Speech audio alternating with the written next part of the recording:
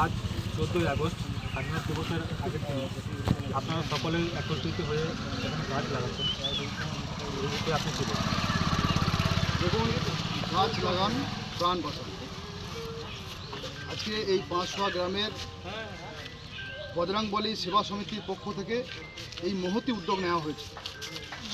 বর্তমান সমাজে দিকে দিকে যেভাবে জঙ্গল, বাগান, রাস্তার ধারে গাছ, বিভিন্ন জায়গায় যেভাবে গাছ কেটে এই সমাজকে যেভাবে দূষণের দিকে ছেড়ে দিচ্ছে এবং অক্সিজেনের অভাবে অনেক মানুষের প্রাণ হারাচ্ছে এবং যেভাবে গরম যেভাবে বাড়ছে, তাতে এই সমাজে এই ধরাধামে এই ধরিত্রীকে সবুজ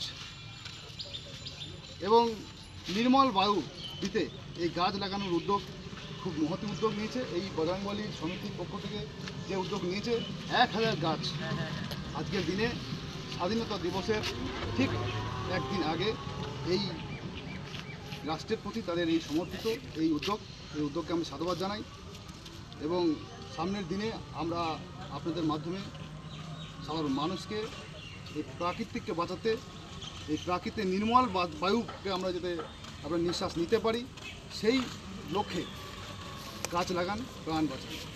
কী গাছ লাগালেন না? এখানে বিভিন্ন ফুলের গাছ, ফলের গাছ, কৃষ্ণচূড়া, রাধাচূড়া, বিভিন্ন ধরনের গাছ, বকুল, পলাশ, একাধিক গাছ, যেটা এখানে প্রাকৃতিক সৌন্দর্যও গড়ে উঠবে, নির্মল বায়ু পাবে, খুব সুন্দর সেজে উঠবে এই পাঁচশোয়া গ্রামের এই দুধারের রাস্তা। অনেক অনেক ধন্যবাদ এই বজরংবলী সমিতির সমস্ত আয়োজক এবং যারা এই উদ্যোগ নিয়েছে সে সকলকে আমি ধন্যবাদ জানাই।